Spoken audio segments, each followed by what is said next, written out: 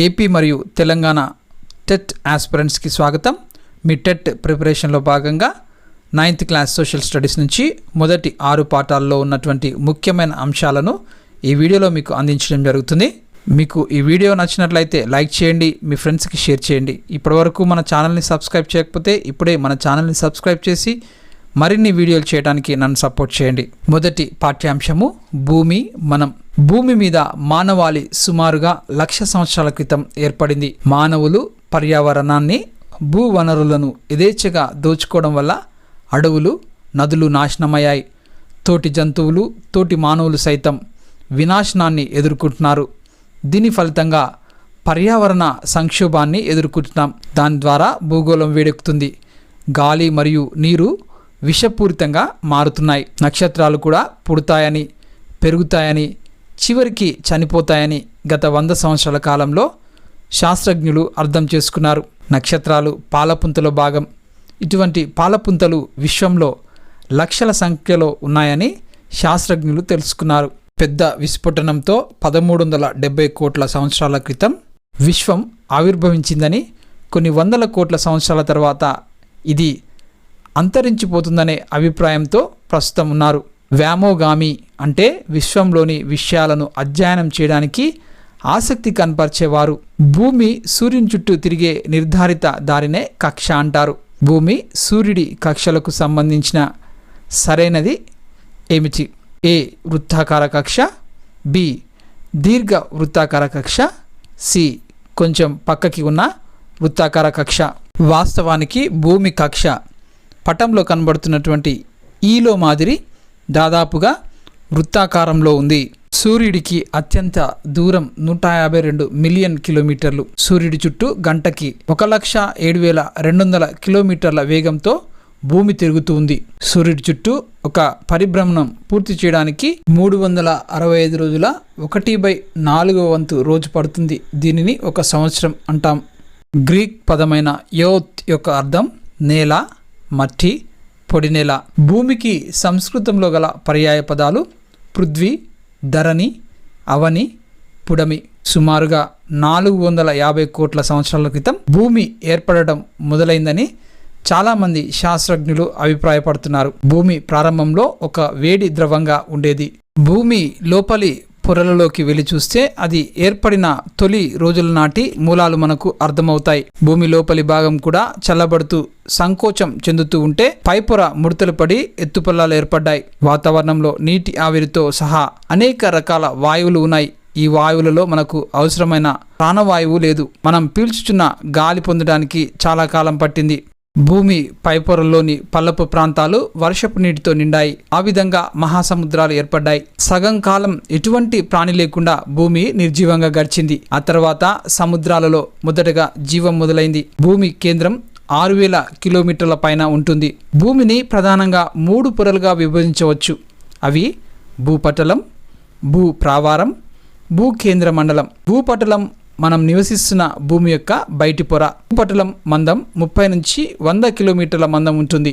భూపటలంలో ప్రధానంగా వివిధ రకాల రాళ్ళు ఉంటాయి. భూప్రావారం భూమి లోపల 100 కిలోమీటర్ల నుండి 2,900 కిలోమీటర్ల వరకు ఉంటుంది. భూప్రావారంలో పైభాగం మెత్తగా ఉంటుంది. భూకేంద్ర మండలంలో ప్రధానంగా ఇనుము, నికెల్ వంటి భార ఘన పదార్థాలు ఉంటాయి. భూపటలం నిత్యం ఏర్పడుతూ నశిస్తూ ఉండటం భూమి ఇంకా సక్రియంగా ఉందని వాస్తవాన్ని మనకు వెల్లడి చేస్తుంది. భూమి లోపలి పొరల్లోని ప్రక్రియల వల్ల ఏర్పడే భూకంపాలు, అగ్నిపర్వతాలు, భూమి లోపలికి కుంగటం, కొండలు పైకి లేవటం వంటి వాటి ద్వారా మనం నివసిస్తున్న పైపొర నిత్యం మారుతూనే ఉంటుంది. భూమి ఘన పరిమాణంలో భూపటలం 1% మాత్రమే. భూప్రావారం 16%. భూకేంద్ర మండలం 83% ఉంది. భూమి కోడిగుడ్డు అంతా ఉంటుందని అనుకుంటే భూపటలం కోడిగుడ్డు పెంకు అంత మందంగా ఉంటుంది. ఖండాలు, మహాసముద్రాల ప్రస్తుత స్థితిని వివరించడానికి జర్మనీకి చెందిన ఆల్ఫ్రెడ్ వెజ్నర్ ఖండ చలన సిద్ధాంతాన్ని ప్రతిపాదించడం జరిగింది. 2020 మిలియన్ సంవత్సరాల క్రితం పాంజియా అనే మహాఖండం ఉందని వెజ్నర్ ప్రతిపాదించాడు. గ్రీకులో పాంజియా అనే పదానికి మొత్తం భూమి అని అర్థం. పాంజియా అనేది ఒక ఊహాత్మకమైన ఖండం. దానిలో ప్రస్తుతం ఉన్న ఖండాలు మెసోజోయిక్ యుగం నుండి నేటి వరకు జరిగిన చలనాల వల్ల ఏర్పడ్డాయి. పాంజియా తర్వాత కాలంలో లారెన్సియా మరియు గోండ్వానా అనే 2 ఖండాలుగా విడిపోయింది. ఈ 2 ఖండాలు టెథిస్ సముద్రం అనే పొడవైన లోతు తక్కువ సముద్రంతో వేరు చేయబడ్డాయి. ఇప్పటికీ కూడా పలు ఖండాలు ఒకదాన్నొకటి తోసుకుంటూ మెల్లగా కదులుతూనే ఉన్నాయి. ప్రస్తుత ఉత్తర అమెరికా, గ్రీన్లాండ్ భారత ఉపఖండానికి ఉత్తరంగా ఉన్న లారెన్షియాలో భాగం. ప్రస్తుత దక్షిణ అమెరికా, ఆఫ్రికా, మడగాస్కర్, భారతదేశం, అరేబియా, మలేషియా, తూర్పు ఇండిస్, ఆస్ట్రేలియా, అంటార్కిటికాలు గోండ్వానాలో భాగం. గ్లోబులో అక్షాంశాలు రేఖాంశాలు ఖండించుకోవడం వల్ల ఏర్పడ్డ గల్లను గ్రిడ్ అంటాము. భూమికి మధ్యలో అడ్డంగా వెళ్ళే వృత్తాన్ని భూమధ్యరేఖ అని అంటాము. ఇది ఉత్తర దక్షిణ ధృవాల నుంచి సమదూరాలలో ఉంటుంది. భూమధ్యరేఖ భూమిని 2 సమభాగాలుగా విభజిస్తుంది. దీనిని 0 డిగ్రీల అక్షాంశంగా పిలుస్తాం. భూమధ్యరేఖ నుంచి ధృవాల వైపుకు సమాంతర వృత్తాలు ఉన్నాయి. ప్రతి వృత్తాన్ని అక్షాంశం అంటాం. అక్షాంశాన్ని ఇంగ్లీష్లో లాటిట్యూడ్ అంటారు. ఇది లాటిట్యూడో అనే లాటిన్ పదం నుంచి వచ్చింది. లాటిన్ భాషలో లాటిట్యూడో అంటే వెడల్పు అని అర్థం. అక్షాంశాలు పటం యొక్క వెడల్పును సూచిస్తాయి. 0 డిగ్రీల కంటే తక్కువ, 90 డిగ్రీల కంటే ఎక్కువ విలువ ఉన్న అక్షాంశాలు లేవు. అక్షాంశాల్లోకి భూమధ్యరేఖే పొడవైనది. అక్షాంశాలు ధృవాల వైపు వెళ్తున్న కొద్దీ చిన్నవిగా మారతాయి. ధృవాల వద్ద అంటే 90 డిగ్రీల ఉత్తరం, 90 డిగ్రీల దక్షిణం వద్ద అక్షాంశాలు వృత్తాలుగా కాక ఇవి బిందువులుగా ఉంటాయి. భూమధ్యరేఖ ఉత్తర ధ్రువం మధ్య ఉన్న భూమి సగభాగాన్ని ఉత్తరార్ధగోళం అంటాం. భూమధ్యరేఖ దక్షిణ ధ్రువం మధ్య ఉన్న సగభాగాన్ని దక్షిణార్ధగోళం అని అంటాం. ఒక ధ్రువం నుంచి మరొక ధ్రువం వరకు 180 ప్రధాన అక్షాంశాలు ఉన్నాయి. రేఖాంశాన్ని ఇంగ్లీష్లో లాంగిట్యూడ్ అంటారు. ఇది లాంగిట్యూడో అనే లాటిన్ పదం నుంచి వచ్చింది. లాటిన్ భాషలో లాంగిట్యూడో అంటే పొడవు లేదా ఎత్తు అని అర్థం. రేఖాంశ పటం పొడవును లేదా ఎత్తును సూచిస్తుంది. రేఖాంశాలు పూర్తి వృత్తాలు కావు, ఇవి అర్ధ వృత్తాలు మాత్రమే. ప్రతి రేఖాంశం ప్రతి అక్షాంశాన్ని ఛేదిస్తూ ఉంటుంది. ఇంగ్లాండ్లోని గ్రీనిచ్ గుండా పోయే రేఖాంశాన్ని 0 డిగ్రీల రేఖాంశంగా గుర్తించడానికి కారణం ఆ కాలంలో ప్రపంచంలో అధిక భాగాన్ని ఇంగ్లాండ్ దేశం పరిపాలిస్తుండడమే. మొత్తం మీద గ్లోబుపై 360 రేఖాంశాలు ఉంటాయి. వాటిలో 0 డిగ్రీల నుండి 179 డిగ్రీల వరకు గల రేఖాంశాలను తూర్పు రేఖాంశాలుగా, 0 డిగ్రీల నుండి 179 డిగ్రీల వరకు గల రేఖాంశాలను పశ్చిమ రేఖాంశాలుగాను పిలుస్తారు. 180 డిగ్రీల రేఖాంశానికి తూర్పు పశ్చిమ రేఖాంశమని పేరు. 180 డిగ్రీల రేఖాంశాన్ని తూర్పు వైపుగా లెక్కించినప్పుడు తూర్పు రేఖాంశంగా మరియు పశ్చిమంగా లెక్కించినప్పుడు పశ్చిమ రేఖాంశంగా గుర్తిస్తాము. 0 డిగ్రీల రేఖాంశానికి సరిగ్గా వ్యతిరేకంగా ఉన్న 180 డిగ్రీల రేఖాంశాన్ని యాంటీ మెడీరియన్ అంటాము. అక్షాంశాలు మరియు రేఖాంశాలు కేవలం ఇవి ఊహాజనిత రేఖలు మాత్రమే. అక్షాంశాలు ఒకదానికొకటి సమాంతరంగా ఉంటాయి కాబట్టి వాటిని సమాంతర రేఖలని కూడా అంటాము. రేఖాంశాలను మెరిడియన్లు అంటారు. మెరిడియన్ అంటే మధ్యాహ్నం అని అర్థం. ఇది మెరిడియనస్ అనే లాటిన్ పదం నుండి వచ్చింది. ఒక రేఖాంశం దగ్గర సూర్యుడు నడినెత్తిన ఉంటే మధ్యాహ్నం అవుతుంది. అంటే రేఖాంశాలు సమయానికి సంబంధించినవిగా మనము గుర్తుంచుకోవాలి. రేఖాంశాలను మధ్యాహ్న రేఖలని కూడా అంటారు. భూమి స్థితి 1 డిగ్రీ మేర జరగడానికి 4 నిమిషాలు పడుతుంది. 10 డిగ్రీల తూర్పు రేఖాంశం వద్ద సూర్యుడు నడినెత్తిన ఉన్నప్పుడు అక్కడ సమయం 12 గంటలు మధ్యాహ్నం. కానీ 9 డిగ్రీల తూర్పు రేఖాంశం వద్ద 11:56, 11 డిగ్రీల తూర్పు రేఖాంశం వద్ద 12 గంటల 4 నిమిషాలు అవుతుంది. ప్రపంచాన్ని మొత్తం 24 కాలమండలాలుగా టైమ్స్ జోన్గా విభజించారు. ఒక్కొక్క కాలమండలం 15 డిగ్రీల రేఖాంశాల మేర ఉంటుంది. అంటే ఒక కాలమండలానికి మరొక కాలమండలానికి 1 గంట తేడా ఉంటుంది. గ్రీనిచ్ మెరిడియన్ నుంచి తూర్పుకు వెళ్తుంటే సమయం కలపాలి, పడమర వైపు వెళ్తుంటే సమయం తీసివేయాలి. తూర్పు నుంచి పడమరకు ప్రయాణిస్తున్నప్పుడు ప్రతి ఒక్క డిగ్రీ రేఖాంశానికి 4 నిమిషాలు కోల్పోతారు. అదే పడమర నుంచి తూర్పుకు ప్రయాణిస్తున్నప్పుడు ప్రతి ఒక్క డిగ్రీ రేఖాంశానికి 4 నిమిషాలు అదనంగా పొందుతారు.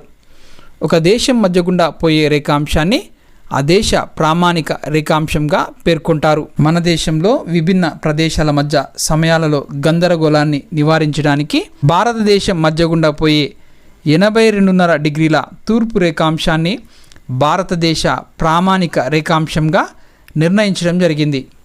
ఐఎస్టీ అంటే ఇండియన్ స్టాండర్డ్ టైం, పిఎస్టీ అంటే పాకిస్తాన్ స్టాండర్డ్ టైం. భారతదేశ ప్రామాణిక రేఖాంశానికి గ్రీనిచ్ రేఖాంశానికి మధ్య 5.5 గంటల వ్యత్యాసం ఉంది. తర్వాత పాఠ్యాంశము, రెండవ పాఠ్యాంశము భూమి ఆవరణములు. భూమి మీద ప్రధానంగా 4 ఆవరణములు కలవు. అవి శిలావరణం, 2 జలావరణము, 3 వాతావరణము, 4 జీవావరణము. భూమిలో ఘనీభవించిన పొర లేదా గట్టిగా ఉండే పై పొరను శిలావరణం అంటారు. దీనిలో రాళ్ళు, ఖనిజ లవణాలు ఉండి మందంపాటి మట్టి పొర కలిగి ఉంటుంది. శిలావరణాన్ని ఇంగ్లీష్లో లిథోస్పియర్ అంటారు. ఇది లిథో మరియు స్పెయిరా అనే 2 గ్రీకు పదాల కలయికతో ఏర్పడింది. గ్రీకు భాషలో లిథో అంటే రాయి లేదా శిల అని అర్థం. స్పెయిరా అంటే గోళం లేదా బంతి అని అర్థం. ఎత్తైన కొండలు, పీఠభూములు, మైదాన ప్రాంతాలు, లోయలు, నీటితో నిండిన లోతైన అగాధాలు వంటివి శిలావరణంలో భాగాలు. నీరు ఉండే మండలాన్ని జలావరణం అంటాం. జలావరణాన్ని ఇంగ్లీష్లో హైడ్రోస్పియర్ అంటారు. ఇది హ్యూడర్ అనే గ్రీకు పదం నుంచి వచ్చింది. గ్రీకు భాషలో హ్యూడర్ అంటే నీరు. నదులు, చెరువులు, సముద్రాలు, మహాసముద్రాలు వంటి జలాశయాల్లో జలావరణంలో భాగం. భూమిలోపలి పొరల్లో రాళ్ల మధ్య గల భూగర్భ జలం కూడా దీనిలో భాగమే. భూమి చుట్టూ ఉండే సన్నటి గాలి పొరను మనం వాతావరణం అని అంటాము. వాతావరణాన్ని ఇంగ్లీష్లో అట్మాస్ఫియర్ అని అంటాం. ఇది అట్మాస్ అనే గ్రీకు పదం నుంచి వచ్చింది. గ్రీకు భాషలో అట్మాస్ అంటే ఆవిరి. వాతావరణంలో ప్రాణవాయువు, నత్రజని, బొగ్గు పులుసు వాయువు, నీటి ఆవిరి వంటి వాయువులు మరియు ధూళి కణాలు ఉంటాయి. ప్రాణులు, బ్యాక్టీరియా వంటి జీవాలు ఉండే ఆవరణాన్ని జీవావరణం అంటాం. జీవావరణాన్ని ఇంగ్లీష్లో బయోస్పియర్ అంటారు. ఇది గ్రీక్ భాషలోని బయోస్ అనే పదం నుండి వచ్చింది. బయోస్ అంటే జీవం అని అర్థం. జీవులు నివసించడానికి శిలావరణం నేల, జలావరణం నీరు, వాతావరణం గాలి అనే 3 ఆవరణాలు చాలా అవసరం. ఈ 3 ఆవరణాలు ఉన్న చోట జీవం వర్ధిల్లుతుంది. శిలావరణం, జలావరణం, వాతావరణం అనేవి సహజ ఆవరణాలు. మనం నివసిస్తున్న నేలకు సంబంధించింది శిలావరణం. భూమిపై గల మహాసముద్రాలను, ఖండాలను భూశాస్త్రజ్ఞులు మొదటి శ్రేణి భూస్వరూపాలుగా పేర్కొన్నారు. భూమిపై గల కొండలు, మైదానాలు, పీఠభూములను 2వ శ్రేణి భూస్వరూపాలుగా పిలుస్తాము. సునిశ్చిత అధ్యయనం ద్వారా ఖండాలు, మహాసముద్రాలు కూడా ఫలకాలు అనే అతిపెద్ద రాళ్ల మీద ఉన్నాయని శాస్త్రజ్ఞులు తెలుసుకున్నారు. ఫలకాల ప్రత్యేకత ఏమిటి అంటే ఇవి వాస్తవంగా మధ్య పొర మీద తేలుతూ ఉంటాయి. ఇవి నిరంతరం నెట్టబడుతూ ఉంటాయి. అవి మెల్లగా కదులుతూ ఉంటాయి. ఇవి చాలా నిదానంగా కదులుతూ ఉంటాయి. వాటి కదలిక మనకు తెలియదు. 2 ఫలకాలు కలిసిన చోట ఒకదానిని మరొకటి నెడుతుంది. ఒకదాని మీద మరొకటి ఎంతో ఒత్తిడిని పెంచుతుంది. దానివల్ల ఒక ఫలకం కిందికి మధ్య పొరలోకి వెళ్తే మరొక ఫలకం పైకి నెట్టబడి పర్వత శ్రేణులుగా ఏర్పడతాయి. ఫలకాల కదలికలను ఫలక చలనాలు అని అంటారు. ఫలక చలనాల వల్ల భూకంపాలు వంటివి ఏర్పడతాయి. టెక్స్టానిక్స్ అనే పదం గ్రీకు పదమైన టెక్స్ట్ అనే పదం నుంచి వచ్చింది. దీని అర్థం వడ్రంగి లేదా భవన నిర్మాణదారు అని. పసిఫిక్ మహాసముద్రం వంటి కొన్ని సముద్రాలలో మధ్య భాగంలో మిట్టలు, పర్వత శ్రేణులు ఉన్నాయి. ఇవి మధ్య పొరల నుంచి పైకి లేచేవే. లావా వల్ల ఇవి ఏర్పడుతున్నాయి. యురేషియా ఫలకాన్ని ఇండియా ఫలకం నెట్టడం వల్లనే హిమాలయ పర్వతాలు ఏర్పడ్డాయి. అనేక ఫలకాల అంచుల వద్ద అగ్నిపర్వతాలు ఉన్నాయి. వీటి వల్ల భూకంపాలు ఏర్పడుతున్నాయి. భూగర్భంలోని శిలాద్రవం అననుకూల పరిస్థితుల్లో గొట్టం వలె ఉండే భాగాల నుండి బయటకు వస్తుంది. బయటికి ప్రవహించిన శిలాద్రవం ముఖద్వారం చుట్టూ ఘనీభవించి ఒక శంఖాకార పర్వత నిర్మాణంగా ఏర్పడుతుంది. దీన్నే మనము అగ్నిపర్వతం అని అంటాము. అగ్నిపర్వత ప్రేలుడు జరిగినప్పుడు భూమి లోపలి పొరల్లోంచి నీటి ఆవిరి, పొగ, అనేక రకాల వాయువులు ఎగజిమ్ముతాయి. పొగ, బూడిద, ధూళి వంటివి కూడా వాతావరణంలో కలుస్తాయి. ముఖద్వారం చుట్టూ ఘనీభవించి ఒక శంఖాకార పర్వత నిర్మాణంగా ఏర్పడుతుంది. దీనినే మనం అగ్నిపర్వతంగా పిలుచుకున్నాం. ఈ అగ్నిపర్వతాల పేలుడు వలన కొన్ని లాభాలు, కొన్ని నష్టాలు కూడా ఉంటాయి. అగ్నిపర్వత పేలుడు వచ్చినప్పుడు వెలుపలికి వచ్చిన శిలాద్రావాన్ని లావా అని అంటాం. స్ట్రంబోలి అగ్నిపర్వతం ప్రపంచంలో అత్యంత చురుకుగా ఉన్న అగ్నిపర్వతం. దీనినే మధ్యధార సముద్రపు ద్వీపస్తంభం అని కూడా అంటాము. ప్రపంచంలో ముఖ్యమైన అగ్నిపర్వతాలను చూసినట్లయితే Stromboli Sicily, Mount Pelee West Indies, Vesuvius Italy, Fujiyama Japan, Cotopaxi Ecuador, Mayon Philippines, Barren మరియు నార్కొండ భారతదేశం, కిలిమంజారో టాంజానియా ఇవి అత్యంత ముఖ్యమైన అగ్నిపర్వతాలుగా చెప్పుకోవచ్చు. లావా చల్లబడి ఏర్పడిన పీఠభూమి దక్కన్ పీఠభూమి భారతదేశం. పసిఫిక్ మహాసముద్రం అంచున ఎక్కువగా భూకంపాలు సంభవించడం, అగ్నిపర్వతాలు పేలుతుండడం భూశాస్త్రజ్ఞులు గుర్తించడం జరిగింది. ప్రపంచంలో ఇప్పటికీ సజీవంగా ఉన్న అగ్నిపర్వతాలలో ప్రతి 4 పసిఫిక్ మహాసముద్రం అంచునే ఉన్నాయి. పసిఫిక్ మహాసముద్ర అంచున అంతటా ఫలక సరిహద్దులు ఉన్నాయి.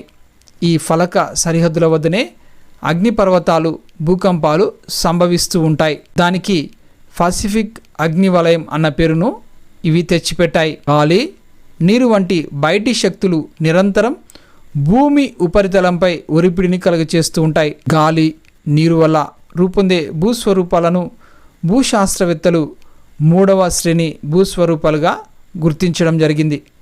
చెక్కబడిన కొండలు, లోయలు, డెల్టాలు, ఇసుక పర్వతాలు వంటివి 3వ శ్రేణి భూస్వరూపాలకు ఉదాహరణలు.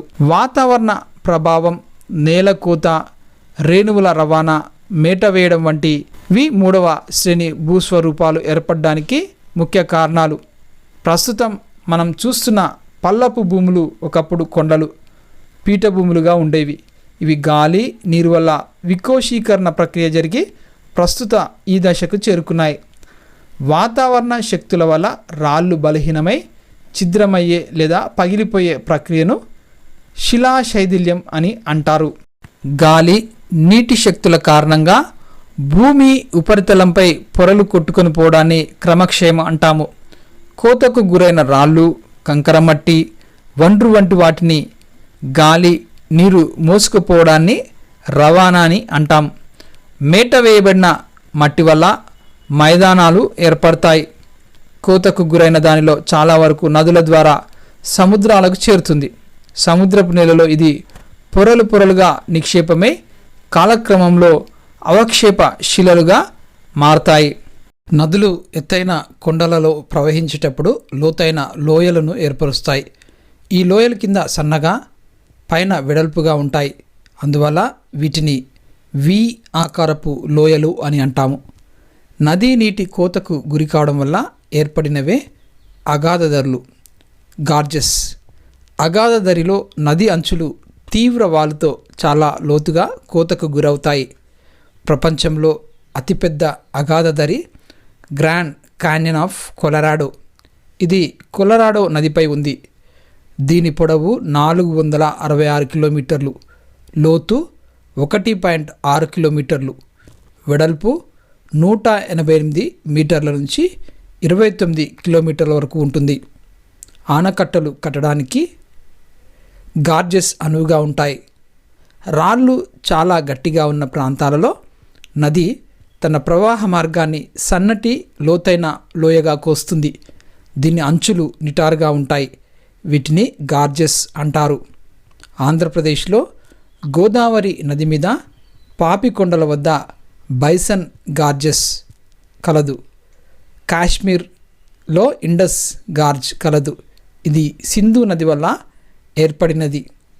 గార్జ్ పైన ఎంత వెడల్పుగా ఉంటుందో కింద కూడా అంతే వెడల్పుగా ఉంటుంది. దీనికి విరుద్ధంగా అగాధ దరిలో కింద కంటే పైభాగం ఎక్కువ వెడల్పుగా ఉంటుంది.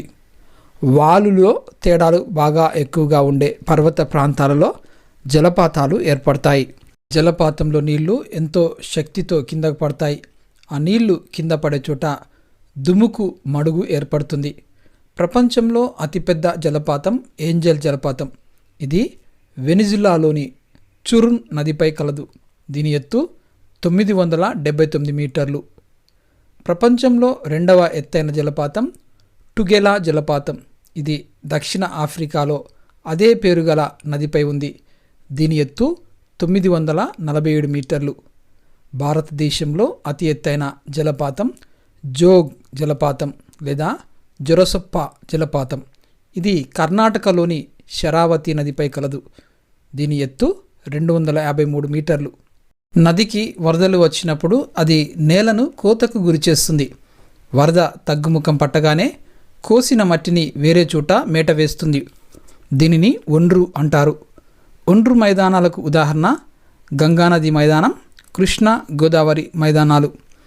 వరద మట్టి మేట వేయడం వల్ల ఒక్కోసారి నది లోతుకు తగ్గుతుంది. అప్పుడు నది తన ప్రవాహ మార్గాన్ని మార్చుకుంటూ ఉంటుంది. ఈ కారణంగా వరద మైదానంలో నది పాము మాదిరి మెల్లగా వంపులు తిరిగి ఉంటుంది. నదులు వరద మైదాన ప్రాంతాల్లో ఏర్పరిచే సరస్సును ఆక్స్బౌ సరస్సు అంటారు. సముద్రాన్ని నది చేరుకున్నప్పుడు మేట వేయని రేణువులు ఉంటే అవి నదీ ముఖంలో మేట వేయబడి డెల్టాలను ఏర్పరుస్తాయి. మంచుగడ్డలు కరగడం ద్వారా నదులు ప్రవహించడాన్ని హిమానీ నదం అంటారు. మెల్లగా కదులుతున్న మంచుగడ్డని హిమానీ నదం అంటారు. గురుత్వాకర్షణ శక్తి కారణంగా హిమానీ నదాలు కదులుతాయి. హిమానీ నదాలు రాళ్లను కోతకు గురి చేయడం వల్ల యు ఆకారపు లోయలు ఏర్పడతాయి. హిమానీ నదాలు తమతో పాటు తీసుకువచ్చిన గులకరాళ్ళు, ఇసుక వంటి పదార్థాలను మేట వేయడం వల్ల ఏర్పడినవి మొరైన్లు. సముద్రపు అలల కారణంగా తీర ప్రాంతాలు కోతకు గురి కావడం, అక్కడ మేట వేయడం కారణంగా సముద్ర తీరపు భూస్వరూపాలు ఏర్పడతాయి. సముద్ర అలల ప్రభావం వల్ల ఏర్పడేవి సముద్రపు తోరణాలు, పేర్పుడు స్తంభాలు. సముద్రపు నీటి నుంచి దాదాపు నిటారుగా లేచే రాతి తీరాన్ని సముద్రపు భృగువు అంటారు. సముద్ర భృగువులు మరింత కోతకు గురైనప్పుడు ఆగ్రం, అఖాతాలు ఏర్పడతాయి. ఆగ్రం అన్నది సముద్రంలోకి చొచ్చుకు వచ్చిన భూభాగం. అఖాతం అన్నది సముద్ర తీరం వెడల్పుగా లోపలికి సముద్రం చొచ్చుకు వెళ్ళిన ప్రదేశం. సముద్ర అలలు తీరం వెంట మేటవేసే పదార్థాల వల్ల బీచ్ వంటివి ఏర్పడతాయి. భూభాగంలో 1/5 వంతు ఎడారులతో నిండి ఉంది. గాలి కోత వల్ల ఎడారులలో ఏర్పడే రూపాలు పుట్టగొడుగురాయి, ఇన్సెల్బెర్గ్, ఇసుక దిబ్బలు. రాళ్ళు కింద భాగం సన్నగా, పైభాగం వెడల్పుగా ఉండే భూస్వరూపాన్ని పుట్టగొడుగురాయి అని అంటారు. నేలలోంచి అదాటుగా పొడుచుకు వచ్చినట్లు ఉండే రాళ్లను ఇన్సెల్బర్గ్ లేదా దీవికొండ అంటారు. ఎడారులలో నిరంతర గాలి చర్య వల్ల ఇసుక దిబ్బలు ఏర్పడతాయి. ఎడారులలో గాలి వల్ల కొట్టుకొచ్చిన దుమ్ము వల్ల ఏర్పడేవి ఒండ్రు మైదానాలు. వీటిని లోయిస్ అంటారు. ఇవి మనకు రెండవ పాఠ్యాంశం యొక్క ముఖ్యమైన అంశాలు. తర్వాత పాఠ్యాంశము జలావరణము.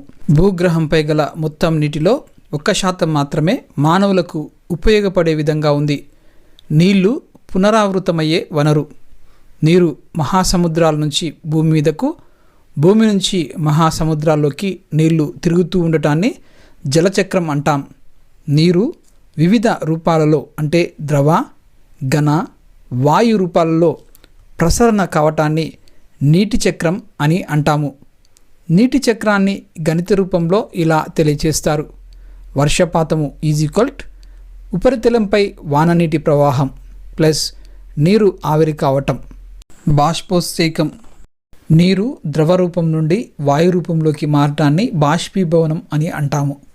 నీటి చక్రంలో 6 దశలు ఉన్నాయి. అవి 1 బాష్పీభవనం, 2 రవాణా, 3 ద్రవీభవనం, 4 అవపాతం, 5 ఉపరితల ప్రవాహం, 6 భూగర్భ జలం. భూమి ఉపరితలం మీద ఉన్నటువంటి నీరు సౌరశక్తి ద్వారా ఆవిరి అవుతుంది. భూమి, చెరువులు, నదులు, సముద్రాల నుంచి నిరంతరం నీటి ఆవిరి వాతావరణంలోకి ప్రవేశిస్తూ ఉంటాయి. మొక్కల నుండి నీరు ఆవిరి రూపంలోకి మారి వాతావరణంలోకి మారటాన్ని బాష్పోత్సేకం అని అంటాము. నీటి ఆవిరి ద్రవీభవనం చెంది చిన్న నీటి బిందువులుగా మబ్బులుగా మారటాన్ని ద్రవీభవనం అని అంటాము. వాతావరణంలోని నీరు భూమి ఉపరితలానికి చేరటాన్ని అవపాతం అంటాము. వివిధ అవపాత రూపాలు వాన, స్లీట్, మంచు. భూమిలోకి ఇంకిన నీటిని భూగర్భ జలం అని అంటాం. భూగర్భ జలం కూడా ప్రవహిస్తుంది, కానీ ఆ ప్రవాహం చాలా నిదానంగా ఉంటుంది.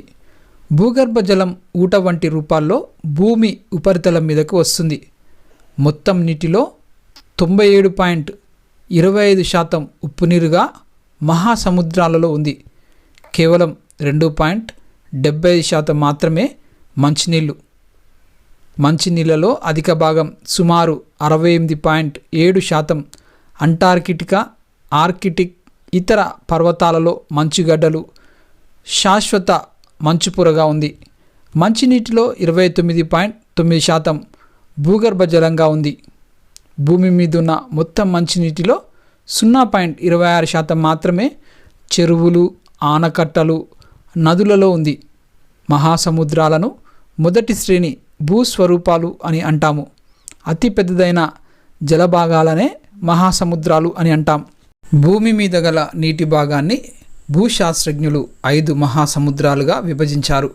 అవి: 1 పసిఫిక్ మహాసముద్రం, అమెరికాల నుంచి ఆసియా, ఓషియానా అనగా ఆస్ట్రేలియా, న్యూజిలాండ్, పవువా, న్యూగినియాలను ఇది వేరు చేస్తుంది. 2 అట్లాంటిక్ మహాసముద్రం, అమెరికా నుంచి యూరప్, ఆఫ్రికాలను వేరు చేస్తుంది. 3 హిందూ మహాసముద్రం, దక్షిణ ఆసియా తీరాలను తాకుతుంది. ఆఫ్రికా, ఆస్ట్రేలియాలను ఇది విడతీస్తుంది.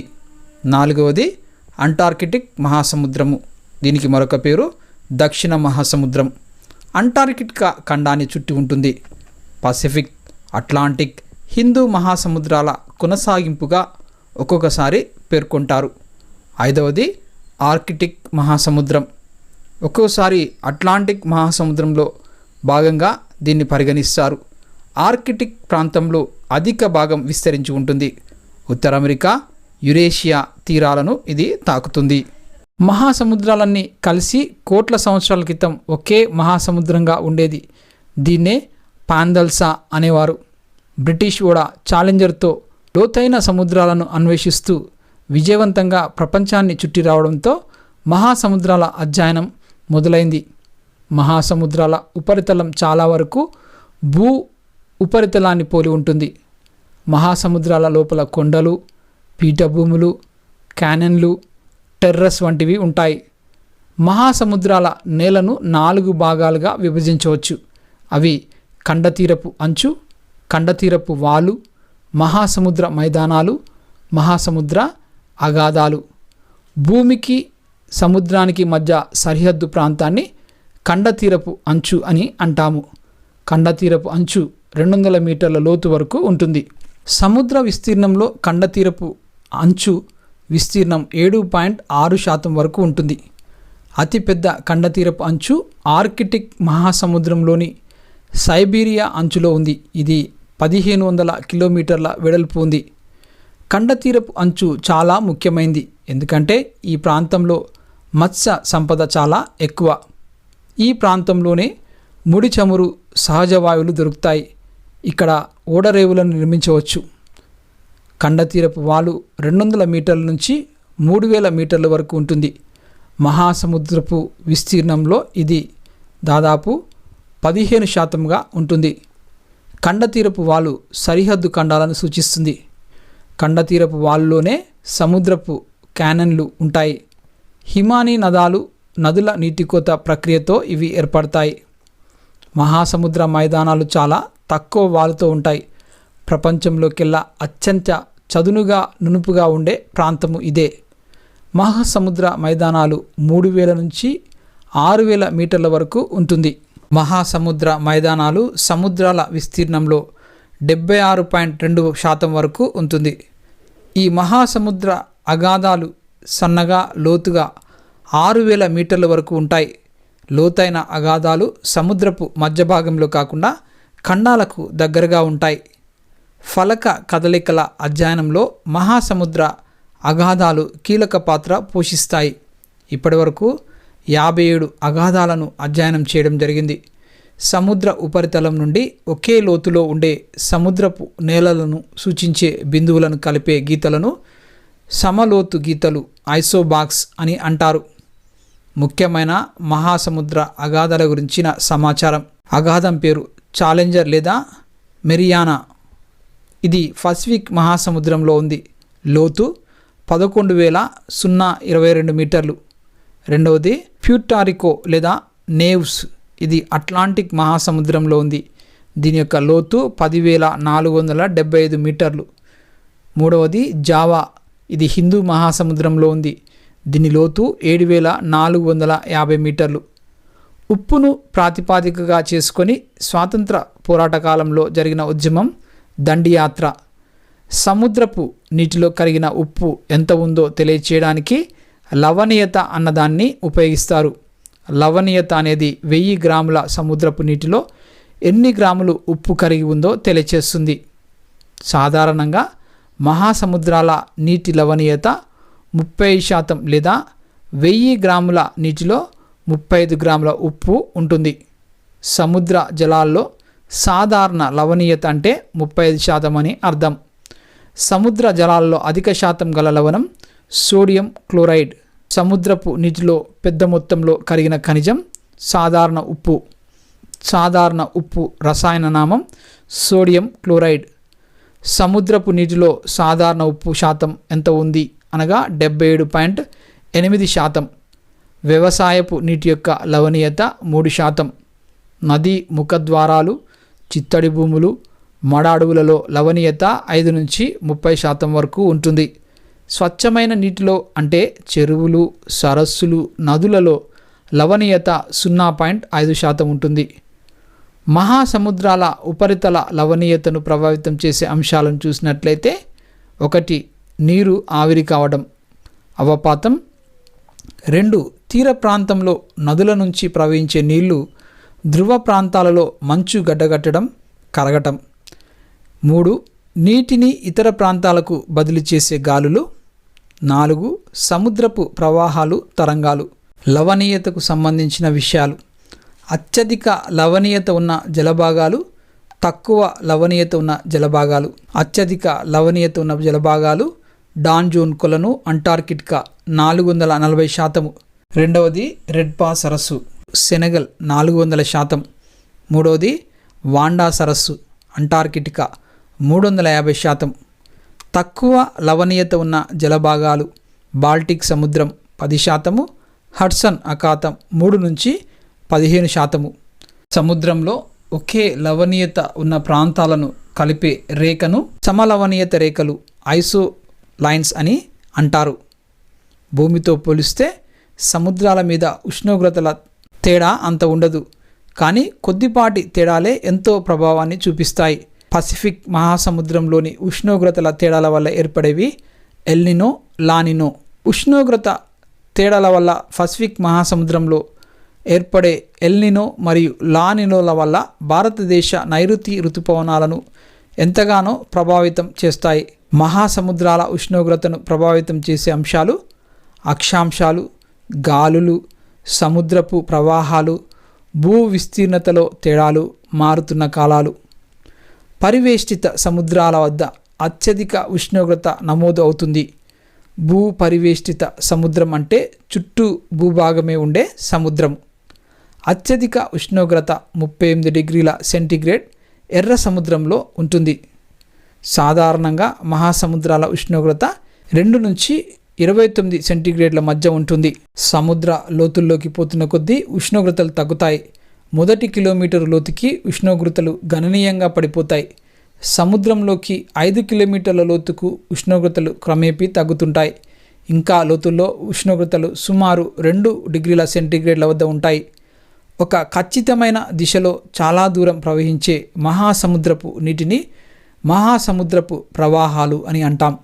వీటిని మహాసముద్రపు నదులు అని కూడా అంటారు. సాధారణంగా ఉష్ణ ప్రవాహాలు ధృవాల వైపు, శీతల ప్రవాహాలు భూమధ్య రేఖ వైపు ప్రవహిస్తాయి. వేగాన్ని బట్టి మహాసముద్రాల ప్రవాహాలను డ్రిఫ్ట్ అని, స్ట్రీమ్ అని వర్గీకరిస్తారు. నిదానంగా ప్రవహించే సముద్ర ప్రవాహాన్ని డ్రిఫ్ట్ అని, వేగంగా ప్రవహించే సముద్ర ప్రవాహాన్ని స్ట్రీమ్ అని పిలుస్తారు.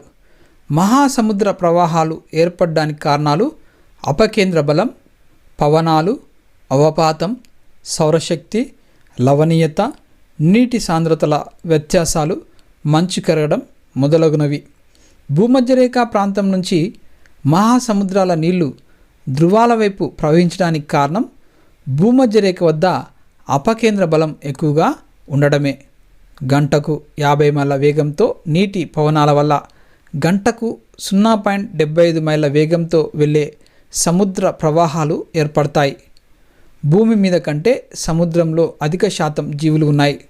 సముద్రంలో క్లోరిన్, ఫ్లోరిన్, అయోడిన్, ముడి చమురు వంటి అనేక రకాల ఖనిజాలు లభిస్తున్నాయి. తర్వాత పాఠ్యాంశము 4వ పాఠ్యాంశము వాతావరణం. భూమి చుట్టూ ఉన్న వాయువుల పొరనే వాతావరణం, అట్మాస్ఫియర్ అని అంటాం. వాతావరణం సూర్యుని నుంచి వెలువడే హానికరమైన కిరణాల నుండి మనల్ని కాపాడుతుంది. వాతావరణం మనకు వానను కూడా ఇస్తుంది. వాతావరణం లేకపోతే ఆహ్లాదకరమైన వానలను, సంగీత ధ్వనులను ఆస్వాదించలేం. వాతావరణం భూమి మీద ఒకటి దుప్పటి వలె పనిచేస్తూ మనల్ని కాపాడుతుంది. వాతావరణం 1000 కిలోమీటర్ల వరకు ఉంటుంది. అమెరికాకు చెందిన ఏరోనాటిక్స్ అండ్ అడ్మినిస్ట్రేషన్ నాసా ఇలా వివరిస్తుంది. భూమి బాస్కెట్బాల్ అంత ఉంటే వాతావరణం దాని చుట్టూ సన్నటి ప్లాస్టిక్ పొర మాదిరి ఉంటుంది. వాతావరణంలోని వాయువులు ఆక్సిజన్, నైట్రోజన్, ఆర్గాన్, నియాన్, బొగ్గు పులుసు వాయువు, మిథేన్, అమ్మోనియా, ఓజోన్ మొదలగునవి. ఘన పరిమాణం రీత్యా వాతావరణంలో అధిక శాతం గల వాయువు నైట్రోజన్ 78%, తర్వాత స్థానం ఆక్సిజన్ 21% ఉంది. మొత్తం వాతావరణంలో నీటి ఆవిరి ఘన పరిమాణం రీత్యా సుమారు 0.4%గా ఉంటుంది. నీటి ఆవిరిలో అధిక భాగం భూమికి దగ్గరగా అనగా 6 కిలోమీటర్ల ఎత్తు వరకే ఉంటుంది. ఆకాశంలో మనము చూసే మేఘాలు నీటి ఆవిరి కాదు, అవి నీటి తుంపరలు. సూర్యోదయం, సూర్యాస్తమయం సమయాల్లో సూర్యుడు నారింజ రంగులో కనబడడానికి కారణం వాతావరణంలోని ధూళి కణాలు మరియు రేణువులు. వాతావరణం గురించి గాలి బెలూన్లు, ఉపగ్రహాల ద్వారా అధ్యయనం చేస్తున్నారు. వాతావరణంలోని 2 ప్రధాన పొరలు సమరూప ఆవరణం హైడ్రోస్పియర్, బహురూప ఆవరణం హెటిరోస్పియర్. సమరూప ఆవరణం 90 కిలోమీటర్ల ఎత్తు వరకు ఉంటుంది. దీనిలో ట్రోపో ఆవరణము, స్ట్రాటో ఆవరణము, మీసో ఆవరణం అనే 3 పొరలుంటాయి. 90 కిలోమీటర్ల కంటే పైన ఉన్న వాతావరణ పొరను బహురూప ఆవరణం అని అంటాం. దీనిలో ధర్మో ఆవరణము, ఎక్సో ఆవరణం అనే 2 పొరలు ఉంటాయి. సాంద్రత, ఉష్ణోగ్రతల ఆధారంగా కూడా వాతావరణాన్ని వివిధ పొరలుగా విభజించవచ్చు. ట్రోపో ఆవరణం వాతావరణంలో అన్నిటికంటే కింద ఉన్న పొర ట్రోపో ఆవరణం. ఇది ధృవాల వద్ద 8 కిలోమీటర్ల ఎత్తు వరకు, భూమధ్య రేఖ వద్ద 18 కిలోమీటర్ల ఎత్తు వరకు వ్యాపించి ఉంది. ఈ పొర సగటు ఎత్తు 13 కిలోమీటర్లు. వాతావరణంలోని మొత్తం వాయువులలో 75% వరకు, దాదాపుగా మొత్తం ధూళికణాలు, తేమ అంతా ఈ పొరలోనే ఉంటాయి. శీతోష్ణ స్థితిలో మార్పులు, వర్షపాతము, బాష్పీభవనము, ద్రవీభవనము, తుఫానులు వంటివన్నీ ఈ పొరలోనే జరుగుతూ ఉంటాయి. ట్రోపో ఆవరణంలో పైకి వెళ్తున్న కొద్దీ ఉష్ణోగ్రతలు తగ్గుతూ ఉంటాయి. దీనిని సాధారణ క్షీణతాక్రమం అని అంటాం. స్ట్రాటో ఆవరణం ఈ పొర 50 కిలోమీటర్ల ఎత్తు వరకు ఉంటుంది. ఈ పొరలో మబ్బులు ఉండవు కాబట్టి వర్షపాతం, తుఫాన్లు వంటివి ఇక్కడ ఉండవు. జెట్ విమానాలు ఈ పొరలో మాత్రమే ఎగురుతాయి. ఈ పొరలోనే ఓజోన్ పొర ఉంటుంది. ఎత్తుకు వెళ్తున్న కొద్దీ ఈ ఆవరణంలో ఉష్ణోగ్రతలు తగ్గుతూ ఉంటాయి. మీసో ఆవరణం ఇది 80 కిలోమీటర్ల ఎత్తు వరకు ఉంటుంది. విశ్వంలోంచి ఉల్కలు ఈ పొరలోకి ప్రవేశించగానే కాలిపోతాయి. ధర్మో ఆవరణం ఇది 400 కిలోమీటర్ల వరకు ఉంటుంది. ధర్మో ఆవరణంలో ఎత్తుకు వెళ్తున్న కొద్దీ ఉష్ణోగ్రతలు వేగంగా పడిపోతూ ఉంటాయి. ధర్మో ఆవరణంలో ఆయన్లు అనే విద్యుదావేశం ఉండే కణాలు ఉంటాయి. భూమి నుంచి ప్రసారమయ్యే రేడియో తరంగాలు ఈ ఆయాన్ల కారణంగా తిరిగి భూమికి పరావర్తనం చెందుతాయి. ధర్మో ఆవరణాన్ని ఆయనో ఆవరణమని అంటారు. ఎక్సో ఆవరణం వాతావరణంలోని అన్నిటికంటే చివరి పొర, పై పొర ఇది. అత్యంత ఎత్తులో ఉండే ఈ పొర గురించి మనకు తెలిసింది చాలా తక్కువ. గాలిలోని పరమాణువులు కలగచేసే ఒత్తిడిని వాయుపీడనం అని అంటారు. గాలిపై నుండి కాకుండా అన్ని వైపుల నుండి పీడనాన్ని ఇది కలగచేస్తుంది. గాలిలో పరమాణువులు ఎక్కువగా ఉంటే వాయుపీడనం పెరుగుతుంది. భూమి తన భూమ్యాకర్షణ శక్తి వల్ల గాలి పరమాణువులను కిందకి లాగుతుంది. అందువల్ల నేలకు దగ్గరగా పీడనం ఎక్కువగా ఉంటుంది. గాలి వేడెక్కినప్పుడు పీడనం తగ్గుతుంది. గాలి చల్లబడినప్పుడు వాయుపీడనం పెరుగుతుంది. గాలి వేడెక్కినప్పుడు గాలిలోని పరమాణువులకు ఎక్కువ శక్తి లభించి అవి వాతావరణంలోని పై పొరలోకి వెళ్తాయి. దానివల్ల ఒత్తిడి లేదా పీడనం అనేది తగ్గుతుంది. గాలి ఎక్కువ పీడనం ఉన్న ప్రాంతాల నుంచి తక్కువ పీడనం ఉన్న ప్రాంతాలకు ఈ గాలి అనేది వీస్తుంది. సముద్రానికి దగ్గరగా ఉన్న భూమి కంటే సముద్రానికి బాగా దూరంగా ఉన్న భూమి తొందరగా వేడెక్కుతుంది. జలభాగం అనగా సముద్రపు నీరు కంటే భూభాగం అనగా భూమి త్వరగా వేగంగా వేడెక్కుతుంది. అదే వేగంగా భూమి చల్లబడుతుంది. ఉష్ణమండల అక్షాంశాల వద్ద అధిక సౌరశక్తి లభించి తక్కువ సౌరశక్తి లభించే ధ్రువ ప్రాంతాల అక్షాంశాల వద్ద కంటే వేడిగా ఉంటుంది. అంటే మిగిలిన భూమితో పోలిస్తే ఉష్ణమండల ప్రాంతాలు వేడిగా ఉంటాయి. గాలి ఎక్కువ ఒత్తిడి గల ప్రాంతాల నుండి తక్కువ ఒత్తిడి గల ప్రాంతాలకు ప్రవహిస్తుంది. గాలి అలా కదిలినప్పుడు దానిని మనం పవనం అని అంటాము. గాలి నిదానంగా వీచి హాయిగా ఉన్నప్పుడు దాన్ని సమీరం, తెమ్మర అంటాం. వేగంగా వీచే గాలిని ఈదురుగాలి అంటారు. చాలా వేగంగా వీచే గాలులను పెనుగాలి, తుఫాను అంటారు. ఆంధ్రప్రదేశ్ రాష్ట్ర తీర ప్రాంతంలో చాలా వేగంగా వీచే తుఫాను గాలులు వీస్తుంటాయి. భూమధ్య రేఖ వద్ద ఉండే అధిక వేడిమి వల్ల వాతావరణం వేడెక్కి వేడిగాలి పైకి లేస్తుంది. దీనివల్ల అక్కడ వాతావరణ పీడనం తగ్గుతుంది. దీనిని భూమధ్య రేఖ అల్పపీడన మేకల లేదా అంతర ఆయన రేఖ అభిసరణ ప్రాంతం అని అంటారు. భూమధ్య రేఖ వద్ద అధిక వేడిమి వల్ల పైకి లేచిన గాలి భూమధ్య రేఖ నుంచి ఉత్తర, దక్షిణార్ధ గోళాల వైపుకు వ్యాపిస్తుంది. ఇది ఒకవైపు పక్కలకు వ్యాపిస్తూనే చల్లబడి కిందకు దిగడం మొదలవుతుంది. అది కిందకు దిగిన చోట పీడనం ఎక్కువగా ఉంటుంది. ఈ ప్రాంతాన్ని ఉప ఉష్ణమండల అధిక పీడన మేకల అంటారు. ఉత్తర, దక్షిణ ధృవాల దగ్గర గాలి చాలా చల్లగా ఉండటం వల్ల ఉత్తరంలో ఆర్కిటిక్ వలయం, దక్షిణంలో అంటార్కిటిక్ వలయం దగ్గర పీడనం ఉపధ్రువ అల్పపీడన మేకల కంటే ఎక్కువగా ఉంటుంది. పవనాలు ఉత్తరార్ధగోళంలో కొద్దిగా కుడివైపుకు, దక్షిణార్ధగోళంలో కొద్దిగా ఎడమవైపుకు వీస్తాయి. దీనికి కారణం కొరియాలిస్ ఎఫెక్ట్ లేదా ప్రభావం అని అంటారు. ఈ కొరియాలిస్ ప్రభావం భూమధ్యరేఖ వద్ద శూన్యంగాను, ధ్రువ ప్రాంతాల వద్ద అత్యధికంగాను ఉంటుంది. భారతదేశానికి సముద్ర మార్గం కనుగొన్నవాడు వాస్కో డ గామా. గోవాను పాలించిన విదేశీయులు పోర్చుగీసు వారు. ప్రపంచ పవనాలు భూమి మీద అంతటా సంవత్సరం పొడవునా వీస్తాయి. ఒక ప్రాంతానికి లేదా ఒక కాలానికి పరిమితమై ఉండే పవనాలు ఋతుపవనాలు. ప్రపంచ పీడన మేకలలో నిరంతరాయంగా క్రమబద్ధంగా వీచే గాలులను ప్రపంచ పవనాలు అని అంటారు. ప్రపంచ పవనాలు 3 రకాలు. అవి వాణిజ్య పవనాలు, పశ్చిమ పవనాలు, ధ్రువ పవనాలు. వాణిజ్య పవనాలు ఉష్ణమండలాల్లో, పశ్చిమ పవనాలు సమశీతోష్ణ మండలాల్లో, ధ్రువ పవనాలు ధ్రువ పట్టిలో వీస్తాయి. వాణిజ్య పవనాలను ఉత్తరార్ధగోళంలో ఈశాన్య వాణిజ్య పవనాలని, దక్షిణార్ధగోళంలో ఆగ్నేయ వాణిజ్య పవనాలని అంటారు. వాణిజ్య పవనాలు తూర్పు పవనాలు అంటే ఇవి తూర్పు నుంచి పడమర వైపుకు వీస్తాయి. పశ్చిమ పవనాలు పడమర నుంచి తూర్పు వైపుకు వీస్తాయి. అందుకే వీటిని పశ్చిమ పవనాలు అని అంటారు. పశ్చిమ పవనాలు ఉత్తరార్ధగోళంలో నైరుతి దిశలోను, దక్షిణార్ధగోళంలో వాయువ్య దిశలోను వీస్తాయి. భారతదేశంలో వర్షపాతం ప్రధానంగా ఋతుపవనాల వల్ల సంభవిస్తుంది. ఋతుపవనాలను ఆంగ్లంలో మాన్సూన్ అంటారు. ఇది మౌసం అనే అరబిక్ పదం నుండి వచ్చింది. భూమి, నీరు చల్లబడడం, వేడెక్కడంలో తేడాల వల్ల ఋతుపవనాలు ఏర్పడతాయి. ఆగ్నేయ వాణిజ్య పవనాలు భూమధ్య రేఖను దాటడంతో వాయువ్య భారతదేశంలో ఋతుపవనాలు ఏర్పడుతున్నాయి.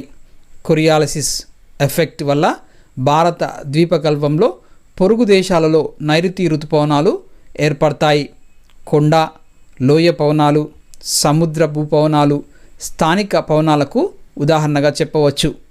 వాతావరణంలోని కింది పొరలు వేడెక్కటం, చల్లబడటంలోని తేడాల వల్ల ఏర్పడే పీడన తేడాల కారణంగా స్థానిక పవనాలనేవి ఏర్పడతాయి. ఉష్ణ స్థానిక పవనాలకు ఉదాహరణ చినూక్, ఫోన్, లూ. శీతల స్థానిక పవనాలకు ఉదాహరణ మిస్ట్రాల్, ప్యూనా, పంపేరా. ఉత్తర అమెరికాలోని అమెరికా, కెనడా మొదలగు ప్రాంతాల్లోని రాకీ పర్వతాల కిందగా వీచే పవనాలను చినూక్ పవనాలు అని అంటారు. చినూక్ అనేది అమెరికా మూలవాసీలలో ఒక జాతి పేరు.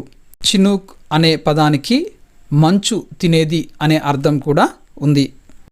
యూరప్లోని స్థానిక పవనాలను ఫోన్ పవనాలు అని అంటారు. ఇవి ఆల్ప్ పర్వతాల ఉత్తర వాలుల మీదుగా వీస్తాయి. ఫోన్ అనే స్థానిక పవనాలు ఆల్ప్స్ పర్వత ప్రాంతాల్లో ద్రాక్ష పళ్ళు త్వరగా పక్వానికి లేదా పండడానికి సహాయపడతాయి. ఉత్తర భారతదేశంలో మే, జూన్ నెలల మధ్య పడమర నుంచి తూర్పుకు వీచే వేడి పొడి పవనాలను లూ పవనాలు అని అంటారు. అధిక ఉష్ణోగ్రతల వలన ప్రజలకు వడదెబ్బ తగులుతుంది. అరేబియా ఎడారిలోని స్థానిక ఉష్ణ పవనాలను సిమ్మన్ అని పిలుస్తారు. జపాన్లోని స్థానిక ఉష్ణ పవనాలను యోమా అని పిలుస్తారు. న్యూజిలాండ్లోని స్థానిక ఉష్ణ పవనాలను నార్వెస్టర్ అని పిలుస్తారు. ఆల్ప్ పర్వతాల నుండి ఫ్రాన్స్ మీదుగా మధ్యధరా సముద్రం వైపుకు వీచే స్థానిక శీతల పవనాలు మిస్ట్రాల్. ఇవి రోమ్ లోయ గుండా వీస్తాయి. ఆండీస్ ప్రాంతంలో వీచే స్థానిక శీతల పవనాలు ప్యూనా. దక్షిణ అమెరికాలోని పంపాల ప్రాంతంలో వేగంగా వీచే శీతల ధ్రువపవనాలు పంపేరా. వాతావరణ అంశాలు: ఉష్ణోగ్రత, పీడనం, పవనాలు, గాలిలో తేమ అనగా ఆర్ద్రత, వర్షపాతం. పనాజీ ఢిల్లీ కంటే సిమ్లాలో తక్కువ ఉష్ణోగ్రతలు ఉండడానికి కారణం సిమ్లా, పనాజీ ఢిల్లీ కంటే ఎత్తైన ప్రదేశంలో ఉండటమే. ఒక ప్రాంతంలో వాతావరణ పరిస్థితుల దీర్ఘకాల సగటు వివరాలను శీతోష్ణ స్థితి అంటారు. గాలిలో అదృశ్యంగా ఉన్న నీటి ఆవిరి లేదా తేమను ఆర్ద్రత అంటారు. వాతావరణంలోని నీటి ఆవిరిని ఆర్ద్రతా మాపకము సహాయంతో కొలుస్తారు. ఒక నిర్దిష్ట ఉష్ణోగ్రత, పీడనం దగ్గర గాలిలో ఉండగల అత్యధిక నీటి ఆవిరి ఆ సమయంలో గాలిలో ఉన్న నీటి ఆవిరి మోతాదులకు మధ్య గల వ్యత్యాసాన్ని సాపేక్ష ఆర్ద్రత అని అంటారు. గాలి సంతృప్త స్థాయి చేరే ఉష్ణోగ్రతను ద్రవీభవన ఉష్ణోగ్రత అని అంటారు. గాలిలో సాపేక్ష ఆర్ద్రత 100గా ఉన్నప్పుడు దానిని సంతృప్త స్థాయి అని అంటారు. నీటి ఆవిరి కావడానికి వ్యతిరేకమైనది ద్రవీభవనం. ఈ ప్రక్రియలో నీటి ఆవిరి నీటి బిందువులు లేదా స్ఫటికాలుగా మారుతుంది.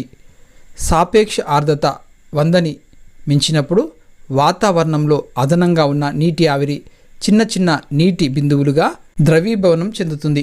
ఉదాహరణకు 20 డిగ్రీల సెంటీగ్రేడ్ ఉష్ణోగ్రత ఉన్న గాలి ఘనపు మీటర్కి 49 గ్రాముల నీటి ఆవిరి కలిగి ఉందని అనుకుంటే ఆ గాలి ఉష్ణోగ్రత 10 డిగ్రీల సెంటీగ్రేడ్కి తగ్గితే సంతృప్త స్థాయి వద్ద అది 40 గ్రాముల నీటి ఆవిరిని పట్టి ఉంచగలదు. వాతావరణంలో సూక్ష్మ రేణువులు ఉన్నప్పుడే ద్రవీభవనం జరుగుతుంది. వాతావరణంలోని నీటి బిందువులు ఒకచోట చేరడం వల్ల మేఘాలు అనేవి ఏర్పడతాయి. బాగా ఎత్తులో ఉన్న మేఘాలను సిర్రస్ మేఘాలని, మధ్య ఉండే వాటిని క్యుములస్ మేఘాలని, కింది స్థాయిలో ఉన్న వాటిని స్ట్రాటస్ మేఘాలని అంటారు. వర్షమును ఇచ్చే మేఘాలను ఊర్ధ్వ ప్రసరణ మేఘాలను నింబస్ మేఘాలని పిలుస్తారు. ద్రవీభవనం చెందినప్పుడు నీటి బిందువులు బరువెక్కి భూమి మీదకి పడతాయి. దీనిని ఇంగ్లీష్లో ప్రెసిపిటేషన్ అని అంటారు. ప్రెసిపిటేషన్ అనేది ప్రెసిపిటేషియా అనే లాటిన్ పదం నుంచి వచ్చింది. కిందకు పడు లేదా దూకు అని దీని అర్థం. ద్రవీభవన రూపాలు వర్షం, మంచు, వడగళ్ళు, పొగమంచు. నీటి ఆవిరి భూమి ఉపరితలానికి దగ్గరగా ద్రవీభవనం చెందితే బిందువులు చాలా తేలికగా ఉండి పొగమంచు ఏర్పడుతుంది. అవపాత రూపంలో ప్రధానమైంది వర్షపాతం. నీరు గడ్డకట్టే ఉష్ణోగ్రతల కంటే తక్కువ ఉష్ణోగ్రతలో ఘనీభవనం చెందినప్పుడు నీటి ఆవిరి నేరుగా మంచు స్ఫటికాలుగా మారుతుంది. ఇది కిందకు మంచు తునకలుగా పడుతుంది. దీనిని హిమపాతం అని అంటారు. భూమి ఉపరితలం వద్ద చల్లటి పొరగుండా వాన కురిసినప్పుడు వర్ష బిందువులు మంచుగా గడ్డకట్టి కిందకు పడతాయి. దీనినే స్లీట్ అంటారు. వాతావరణంలోని నీటి ఆవిరి మంచు స్ఫటికాలుగా ఏర్పడి కిందకు గడ్డలుగా పడడాన్ని వడగళ్ల వాన అని అంటారు. సంవాహన వర్షపాతం వేడెక్కిన ఉపరితలం మీద తేమ కలిగిన గాలి కూడా వేడెక్కి పైకి లేచి చల్లబడినప్పుడు పడే వర్షాన్ని సంవాహన వర్షపాతం అని అంటారు. ఈ రకమైన వర్షపాతం తక్కువ ఎత్తులోనూ ఖండాల లోపలి ప్రాంతాల్లో వేసవిలో ఎక్కువగా కురుస్తుంది. ఇది ఉరుములు మరియు మెరుపులతో కూడే వర్షం. పర్వతీయ వర్షపాతం పర్వతీయ వర్షపాతాన్ని ఓరోజెనిక్ వర్షపాతం అని కూడా అంటారు. గ్రీకు భాషలో ఒరేస్ అనగా కొండ అని అర్థం. తేమతో కూడిన గాలి దాని దారిలో ఉన్న కొండ లేదా ఎత్తైన అవరోధం వల్ల పైకి లేచినప్పుడు ఈ రకమైన వర్షం కురుస్తుంది. పర్వతీయ వర్షపాతం వల్ల గాలి వీచే దిశకు అభిముఖంగా ఉన్న పర్వత ప్రాంతాల్లో వర్షం కురుస్తుంది. దానికి వ్యతిరేకంగా ఉన్న వాలుల మీద వర్షం తక్కువగా ఉంటుంది. ఈ తక్కువ వర్షం పడే ప్రాంతాన్ని వర్షఛాయ ప్రాంతమని అంటారు. భారతదేశంలోని పశ్చిమ తీరంలో పర్వతీయ వర్షపాతం ఉంటుంది. తర్వాత చక్రీయ వర్షపాతం. తుఫాను లేదా అల్పపీడన ద్రోణి వల్ల పడే వర్షపాతాన్ని చక్రీయ వర్షపాతమని అంటారు. తుఫాను అనే పదాన్ని ఇంగ్లీష్లో సైక్లోన్ అంటారు. ఇది కైక్లోన్ అనే గ్రీకు పదం నుంచి వచ్చింది. వర్షపాతానికి సంబంధించిన కొన్ని వాస్తవాలు. భూమధ్యరేఖ ఉత్తర దక్షిణ దిశలో 10 డిగ్రీల నుంచి 30 డిగ్రీల అక్షాంశాల మధ్య వాణిజ్య పవనాల వల్ల తూర్పు తీరంలో భారీ వర్షాలు పడతాయి. పశ్చిమం వైపుకు వెళ్ళే కొద్దీ ఈ వర్షాలు తగ్గుతాయి. భూమధ్యరేఖకు ఉత్తర దక్షిణ దిశలలో 40 డిగ్రీల నుంచి 60 డిగ్రీల అక్షాంశాల మధ్య పశ్చిమ పవనాల వల్ల పడమటి తీరంలో భారీ వర్షాలు పడతాయి. తక్కువ పీడనం ఉన్న ప్రాంతాల్లో, ప్రత్యేకించి భూమధ్యరేఖకు సమీపంలో ఎక్కువ పీడనం ఉన్న ప్రాంతాల కంటే ఎక్కువ వర్షాలు పడతాయి. ఖండాల మీద కంటే సముద్రాల మీద వర్షాలు ఎక్కువ పడతాయి. తర్వాతి పాఠ్యాంశము 5వ పాఠ్యాంశము జీవావరణం. జీవంతో కలకల్లాడే ఏకైక గ్రహం భూమి. భూమిపై శిలావరణం నేల, వాతావరణం గాలి, జలావరణం నీరు కలిసి ఉన్నందువల్ల ఇక్కడ జీవం సాధ్యమైంది.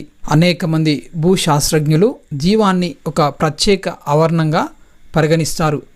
భూమిపై గల ఒక రకమైన జీవరూపం మరొక దానికి ఆహారంగా మారుతుండడాన్ని ఆహారపు గొలుసు అంటారు. భూమి మీద ప్రాథమిక ఆహార ఉత్పత్తిదారులు మొక్కలు. చనిపోయిన జంతువుల కళేబరాలను తినే రాబందులు అంతరించిపోవడానికి గల కారణం డైక్లోఫెనాక్ అనే మందును ఉపయోగించిన పశువులు చనిపోయినప్పుడు ఆ కళేబరాలను తినడం వల్ల రాబందుల మూత్రపిండాలు పాడైపోయి అవి చనిపోతున్నాయి. తగినంత వర్షపాతం, వేడిమి ఉన్న ప్రాంతాలలో అడవులు దట్టంగా పెరుగుతాయి. ఒక మాదిరి వర్షపాతం ఉన్న ప్రాంతాలలో గడ్డి భూములు పెరుగుతాయి. శుష్క ప్రాంతాలలో కేవలం పొదలు మాత్రమే పెరుగుతాయి. బాగా చలిగా ఉండే ధ్రువ ప్రాంతాలలో నాచు, లిచెన్ వంటి మొక్కలతో కూడిన వృక్షజాలం పెరుగుతుంది. దీనినే టాండ్రా వృక్షజాలం అని అంటారు. ఉష్ణమండల సతత హరిత అడవులు, ఈ అడవులను వర్ష అడవులు అని అంటారు. ఈ అడవులు చాలా దట్టంగా ఉంటాయి. ఇవి చాలా వేడిగా ఉండి సంవత్సరం పొడవుగా వర్షం పడే భూమధ్యరేఖ ప్రాంతం ఉష్ణమండలాల్లో ఇవి పెరుగుతాయి. పొడిగా ఉండే కాలం ఉండదు కాబట్టి చెట్లు అన్నీ ఒకేసారి ఆకులను రాల్చవు. అందువల్ల వీటిని సతత హరిత అడవులు అని అంటారు. రోజ్వుడ్, ఎబోనీ, మహాగని వంటి గట్టి కలపను ఇచ్చే చెట్లు ఈ అడవులలో పెరుగుతాయి. ఉష్ణమండల ఆకురాల్చే అడవులు భారతదేశంలో అధిక భాగంలో ఉత్తర ఆస్ట్రేలియా, మధ్య అమెరికాలలో ఉష్ణమండల ఆకురాల్చే అడవులు ఉంటాయి. నీటిని పొదుపు చేయడానికి ఈ అడవులలోని చెట్లు తమ ఆకులను రాలుస్తాయి. ఈ అడవులలో సాల్, టేకు, వేప, సీసం వంటి గట్టి కలపనిచ్చే చెట్లు పెరుగుతాయి. సమశీతోష్ణ సతత హరిత అడవులు మధ్య అక్షాంశాల తీర ప్రాంతాలలో సమశీతోష్ణ సతత హరిత అడవులు ఉన్నాయి. ఖండాల తూర్పు అంచులైన వాయువ్య అమెరికా, వాయువ్య బ్రెజిల్, దక్షిణ చైనా వంటి ప్రదేశాలలో ఈ అడవులు కనబడతాయి. ఈ అడవులలో ఓక్, ఫైన్, నీలగిరి వంటి చెట్లు పెరుగుతాయి. సమశీతోష్ణ ఆకురాల్చే అడవులు ఉన్నత అక్షాంశాల వద్ద సమశీతోష్ణ ఆకురాల్చే అడవులు అంటారు. ఇవి ఈశాన్య అమెరికాలో మరియు చైనా, న్యూజిలాండ్, చిలీ, పశ్చిమ యూరప్ తీర ప్రాంతాలలో పెరుగుతాయి. ఇక్కడ ఓక్, యాష్, బిర్చ్ వంటి చెట్లు ఎక్కువగా పెరుగుతాయి. మధ్యధార వృక్షజాలం ఖండాల పడమర నైరుతి అంచులలో మధ్యధార వృక్షజాలం ఉంటుంది. ఇవి మధ్యధార సముద్రం చుట్టూ గల ప్రాంతాలలో పెరుగుతాయి. అమెరికాలోని కాలిఫోర్నియా, నైరుతి ఆఫ్రికా మరియు దక్షిణ అమెరికా, నైరుతి ఆస్ట్రేలియాలో ఈ వృక్షజాలం కనబడుతుంది. శృంగాకారపు అడవులు ఉత్తరార్ధగోళంలో 50 నుంచి 70 డిగ్రీల అక్షాంశాల మధ్య ఈ శృంగాకారపు అడవులు పెరుగుతాయి. వీటినే టైగా అడవులని కూడా అంటారు. ఈ రకమైన అడవులు మన దేశంలో హిమాలయ ప్రాంతంలో పెరుగుతాయి. ఈ అడవుల్లోని చెట్లు చాలా పొడవుగా ఉంటాయి. కలప చాలా మెత్తగా ఉంటుంది. మెత్తని కలపతో అగ్గిపెట్టెలు, ప్యాకేజింగ్ పెట్టెలు తయారు చేస్తారు. చిర్, ఫైన్, సెడార్ అనేవి ఈ చెట్లలో ముఖ్యమైన చెట్లు. శృంగాకారపు అడవులలో ముఖ్యమైన జంతువులు సిల్వర్ ఫాక్స్, మింక్, ధ్రువపు ఎలుగుబంటి. ఉష్ణమండల గడ్డి భూములు భూమధ్య రేఖకు ఇరువైపులా ఉష్ణమండలాల వరకు విస్తరించి ఉంటాయి. ఉష్ణమండల గడ్డి భూములను ఆఫ్రికాలో సవన్నాలు అని పిలుస్తారు. ఏనుగులు, కంచరగాడిద, జిరాఫీ, జింక, చిరుతపులి వంటివి ఇక్కడ ముఖ్యమైన జంతువులు. సమశీతోష్ణ మండల గడ్డి భూములు మధ్య అక్షాంశాల వద్ద ఖండాల లోపలి భాగాల్లో కనిపిస్తాయి. సమశీతోష్ణ గడ్డి భూములను స్టెప్పీలు అని అంటారు. ఎడారి వంటి తక్కువ వర్షపాతం, అధిక వేడిమి ఉండే పొడిగా ఉండే ప్రాంతాల్లో ముళ్ళ పొదలు పెరుగుతాయి. ధ్రువ ప్రాంతాల్లో పెరిగే వృక్షజాలాన్ని టాండ్రా వృక్షజాలమని అంటారు. నాచు, లిచెన్ అనేవి టాండ్రా వృక్షజాలంలోని రకాలు. టాండ్రా వృక్షజాలం యూరప్, ఆసియా, ఉత్తర అమెరికా ఖండాల ధ్రువ ప్రాంతాలలో ఈ రకమైన వృక్షజాలం పెరుగుతుంది. Seal, walrus, musk oxes, Arctic గుడ్లగూబ, ధ్రువపు ఎలుగు, ధ్రువపు నక్కలు ఇక్కడ ముఖ్యమైన జంతువులు. క్రీస్తు పూర్వం 10,000 సంవత్సరంలో అంటే వ్యవసాయం మొదలైన సమయంలో మానవ జనాభా 40 లక్షలు ఉంటుందని అంచనా వేయడం జరిగింది. 1750వ సంవత్సరం నాటికి మానవ జనాభా 50 కోట్లకు చేరుకుంది. 1950 నాటికి మానవ జనాభా 250 కోట్లకు, 2010 నాటికి 700 కోట్లకు చేరుకుంది. 2100 నాటికి మానవ జనాభా 1000 కోట్లకు చేరుతుందని అంచనా. బొగ్గు, ముడి చమురును శిలాజ ఇంధనాలు అని అంటారు. ప్రపంచవ్యాప్తంగా భూమిపై వేడి పెరగటాన్ని భూగోళం వేడెక్కడం లేదా గ్లోబల్ వార్మింగ్ అని అంటారు. భూగోళం వేడెక్కడానికి కారణమైన వాయువులను హరితగృహ వాయువులు అని అంటారు. 1997 డిసెంబర్లో ఐక్యరాజ్య సమితి ఆధ్వర్యంలో క్యోటో నగరంలో ఒక సమావేశం నిర్వహించడం జరిగింది. ఈ సమావేశం ముఖ్య ఉద్దేశం హరితగృహ వాయువుల విడుదలను తగ్గించడం. చరవాణి శిఖరాలు విడుదల చేసే రేడియేషన్ వల్ల తేనెటీగల సంఖ్య తగ్గిపోతుంది. తర్వాత పాఠ్యాంశము 6వ పాఠ్యాంశము భారతదేశంలో వ్యవసాయం. భారతదేశంలో వ్యవసాయం ఒక పురాతనమైన ఆర్థిక కళారూపం. చిన్న కమతాలలో పురాతన పనిముట్ల సహాయంతో కుటుంబ సభ్యులు మాత్రమే పాల్గొని చేసే వ్యవసాయాన్ని సాధారణ జీవనాధార వ్యవసాయం అని పిలిచారు. దీనిని నరుకు కాల్చు వ్యవసాయం లేదా పోడు వ్యవసాయం అని కూడా అంటారు. సాంద్ర జీవనాధార వ్యవసాయం అంటే అధికంగా వ్యవసాయ శ్రామికులను, అత్యధిక జీవరసాయన ఎరువులను, నీటిపారుదలను ఉపయోగించుకొని అధిక దిగుబడిని సాధించే వ్యవసాయ విధానం. అధిక దిగుబడి కొరకు ఆధునిక ఉత్పాదకాలను విరివిగా ఉపయోగించుకొని వ్యవసాయాన్ని చేయడాన్ని వాణిజ్య వ్యవసాయం అని అంటారు. హర్యానా, పంజాబ్లలో వరి వాణిజ్య పంటగా ఉంది. ఒడిశాలో వరి జీవనాధార పంటగా ఉంది. తోటల సాగు ఒక రకమైన వాణిజ్య వ్యవసాయానికి ఉదాహరణగా చెప్పవచ్చు. తేయాకు, కాఫీ, రబ్బరు, చెరకు, అరటి మొదలైనవి భారతదేశంలో ముఖ్యమైన తోట పంటలు. వ్యవసాయ పంటల దిగుబడి మృత్తికల స్వభావం, నీరు, ఉష్ణోగ్రత, ఆర్ద్రత, సూర్యరశ్మి మొదలగు వాటిపై ఆధారపడి ఉంటుంది. భారతదేశంలో 3 పంట కాలాలు కలవు. అవి 1 రబీ, 2 ఖరీఫ్, 3 జియాద్. రబీ అనేది శీతాకాల పంట. ఇది అక్టోబర్ నుండి డిసెంబర్ మధ్య కాలంలో విత్తుతారు. ఏప్రిల్ నుండి జూన్ మధ్య కాలంలో కోత కోస్తారు. గోధుమ, బార్లీ, బఠానీ, శనగలు, ఆవాలు ముఖ్యమైన రబీ పంటలుగా చెప్పుకోవచ్చు. పశ్చిమ విక్షోభాల వలన శీతాకాలంలో సంభవించే కొద్దిపాటి వర్షపాతం రబీ పంటలకు అత్యంత ఉపయోగకరం. హరిత విప్లవం రబీ పంటల అభివృద్ధికి బాగా దోహదపడింది. నైరుతి ఋతుపవన పంట కాలాన్ని ఖరీఫ్ అంటారు. దీనిలో సెప్టెంబర్ నుండి అక్టోబర్ మధ్యకాలంలో పంట కోతలు ప్రారంభమవుతాయి.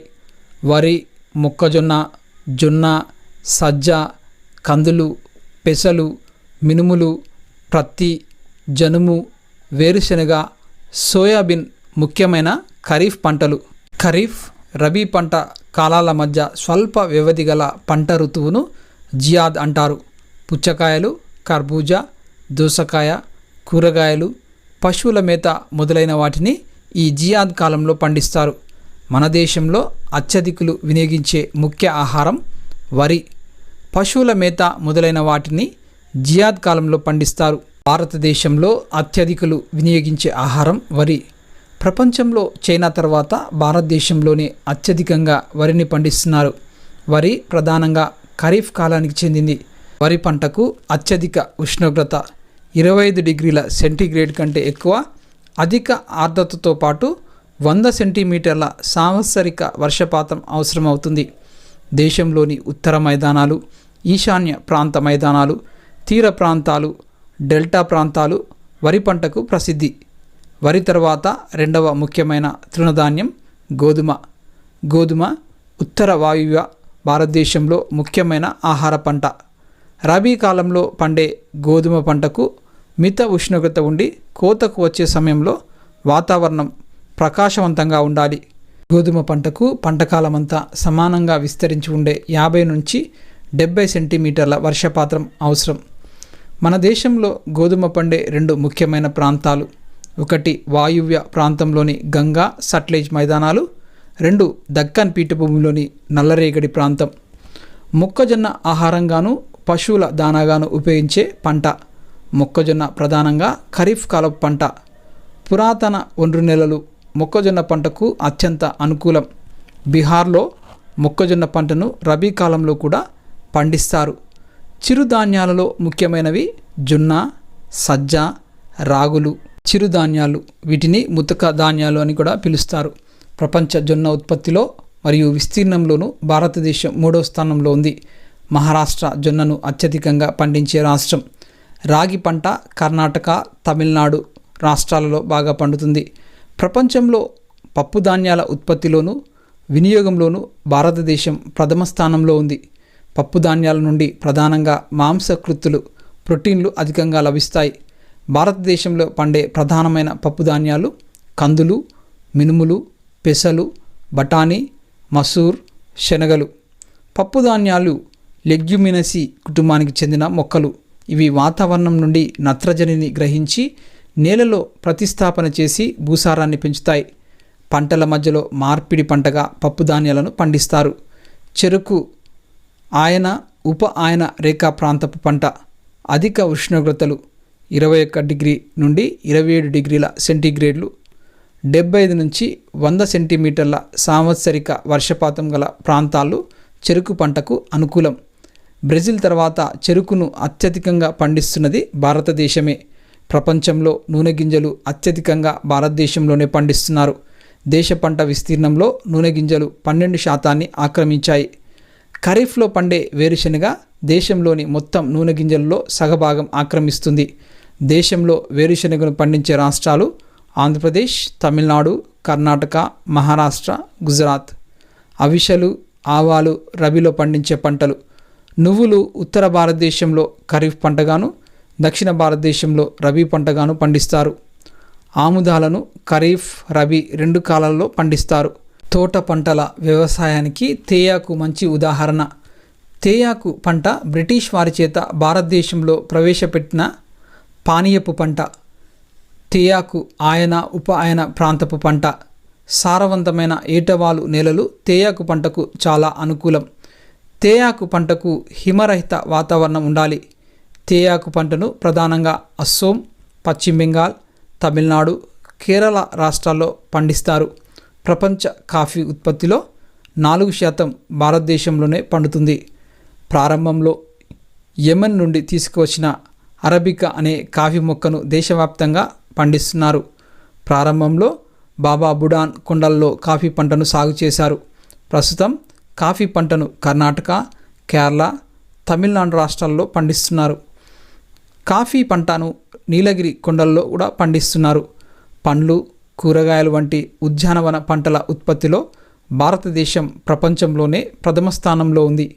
అనాస పండ్లను మేఘాలయలోను, ద్రాక్ష పంటను ఆంధ్రప్రదేశ్లో, మహారాష్ట్రలోను, నారింజ పండ్లను మహారాష్ట్ర నాగ్పూర్, మేఘాలయ చిరపుంజీలలో పండిస్తున్నారు. ప్రపంచ కూరగాయల ఉత్పత్తిలో 13% భారతదేశంలోనే పండిస్తున్నారు. రబ్బరు భూమధ్యరేఖ ప్రాంతపు పంట. రబ్బరు పంటకు అధిక వర్షపాతం 200 సెంటీమీటర్ల కన్నా ఎక్కువ, అత్యధిక ఉష్ణోగ్రత 25 డిగ్రీల సెంటీగ్రేడ్ కన్నా ఎక్కువ అవసరం. కేరళ, తమిళనాడు, కర్ణాటక, అండమాన్ నికోబార్ దీవులు, మేఘాలయలోని గారో కొండలు రబ్బరు పంటకు ప్రసిద్ధి. ప్రపంచ రబ్బరు ఉత్పత్తిలో మన దేశం 5వ స్థానంలో ఉంది. పట్టు ఉత్పత్తి కోసం పట్టు పురుగులను పెంచడాన్ని సెరికల్చర్ అంటారు. ప్రపంచంలోనే మొట్టమొదటి ప్రత్తి సాగును చేసిన దేశంగా భారతదేశము పిలువబడుతుంది. ప్రపంచ ప్రత్తి ఉత్పత్తిలో భారతదేశం 3వ స్థానంలో ఉంది. నల్లరేగడి నేలలు ప్రతి పంటకు చాలా అనుకూలం. అధిక ఉష్ణోగ్రతలు, మిత వర్షపాతం, కనీసం 210 రోజులు మంచు రహిత వాతావరణం ప్రతి పంటకు అనుకూలం. ప్రతి పంట కాల వ్యవధి 6 నుంచి 8 నెలలుగా ఉంటుంది. జనుము పంట బంగారు పీచుగా ప్రసిద్ధి. ఒక దేశం యొక్క ఆహార భద్రత వ్యవసాయ రంగం మీద ఆధారపడి ఉంటుంది. దేశ ఆహార భద్రతకు వ్యవసాయ రంగం భరోసానిస్తుంది. వ్యవసాయ రంగం స్త్రీ పురుషులలో స్త్రీలకే ఎక్కువ ఉపాధి కల్పిస్తుంది. దాదాపుగా 70% మహిళా కార్మికులు వ్యవసాయ రంగంలో నిమగ్నమై ఉన్నారు. 1951లో 97 మిలియన్ల మంది వ్యవసాయ రంగంలో ఉపాధిని పొందుతుండగా 2001 నాటికి అది 234 మిలియన్లకు చేరుకుంది. చిన్న కమతాలను కలిగి ఉండటం భారతీయ వ్యవసాయ రంగం యొక్క ప్రధాన లక్షణం. వ్యవసాయ పంటలు ఋతువులు, సహజ వనరులైన మృత్తికలు, నీరు, సూర్యరశ్మి మీద ఆధారపడి ఉంటాయి. వ్యవసాయ పంటలు పండించడానికి ఉష్ణోగ్రత, వర్షపాతం అనేది అత్యంత కీలకమైనవి. బహుళార్థ సాధక పథకాలు అవి ఉన్న రాష్ట్రాలు బాక్రానంగల్ పంజాబ్, దామోదర్ లోయ పథకం పశ్చిమ బెంగాల్, హీరాకూడ్ ఒడిస్సా, నాగార్జున సాగర్ ఆంధ్రప్రదేశ్ మరియు తెలంగాణ, గాంధీనగర్ మధ్యప్రదేశ్. 1965-66 సంవత్సరంలో తక్కువ వర్షపాతం నమోదు కావడంతో కరువు సంవత్సరాలుగా ప్రకటించడం జరిగింది. HYV వంగడాలు అంటే అధిక దిగుబడి వంగడాలు అని అర్థం. హరిత విప్లవంలో భాగం రసాయన ఎరువుల వాడకం, అధిక దిగుబడి విత్తనాలు వాడకం, నీటి పారుదల సదుపాయాలను కల్పించుట, రైతులకు రుణ సదుపాయాన్ని అందించుటకు గ్రామీణ ప్రాంతాల్లో అనేక సహకార బ్యాంకులను స్థాపించి రుణాలను అందిస్తున్నారు. భారతదేశం మొత్తం సాగు భూమిలో దాదాపుగా 40% భూమికి నీటిపారుదల వసతి కలదు. ఈ శాతం గరిష్టంగా 55% వరకు మాత్రమే చేరగలదు. మిగిలిన 45% భూభాగానికి నీటిపారుదల వసతులు కల్పించడం అంత సులువు కాదు. నీటి యాజమాన్య విధానం అనగా వాటర్ షెడ్ డెవలప్మెంట్లో చేపట్టే కార్యక్రమాలు వనీకరణ, కరకట్టల నిర్మాణం, చెక్ డ్యాంల నిర్మాణం, చెరువుల నిర్మాణం. ఆహార ధాన్యాల విషయంలో భారతదేశం స్వయం సమృద్ధిని సాధించింది. ప్రస్తుతం భారతదేశ దిగుమతులలో ఆహార పదార్థాల వాటా కేవలం 3% మాత్రమే. గడిచిన 7 దశాబ్దాలలో ఆహార ధాన్యాల ఉత్పత్తి 51 మిలియన్ టన్నుల నుండి 242 మిలియన్ టన్నులకు పెరిగింది. అంటే సుమారుగా 5 రెట్లు పెరిగింది. భారత ఆహార సంస్థ FCI ద్వారా భారత ప్రభుత్వం ఆహార ధాన్యాలను సేకరించి నిల్వ చేస్తుంది. 1967లో ప్రభుత్వం దగ్గర ఉన్న మొత్తం ఆహార ధాన్యాలు 19 లక్షల టన్నులు. 2010-11 సంవత్సరాల నాటికి ప్రభుత్వం దగ్గర ఉన్న ఆహార ధాన్యాలు 220 లక్షల టన్నులు. 1960లో ఒక రైతు ఎకరా భూమిలో 287 కిలోల ఆహార ధాన్యాలను పండించగా, ప్రస్తుతం అదే రైతు ఒక ఎకరా సాగు భూమిలో 800 కిలోల ఆహార ధాన్యాలను పండిస్తున్నాడు. హరిత విప్లవం మొట్టమొదటగా ఉత్తరాది రాష్ట్రాలైన పంజాబ్, హర్యానా, ఉత్తరప్రదేశ్లోని కొన్ని ప్రాంతాల్లో ప్రవేశపెట్టారు. పంజాబ్లోని 12 జిల్లాల్లో 9 జిల్లాలు భూగర్భ జల సమస్యను ఎదుర్కొంటున్నాయి. రసాయన ఎరువులు, ఖనిజాలు నీటిలో కరిగే రూపం కలిగి ఉండటం వల్ల ఇవి మొక్కలకు వెంటనే అందుబాటులోకి వస్తాయి. కానీ ఇవి నేలలో ఎక్కువ కాలం అందుబాటులో ఉండవు. ఖనిజ పదార్థాలు, సేంద్రియ పదార్థాలు కలిసి నేల ఏర్పడుతుంది.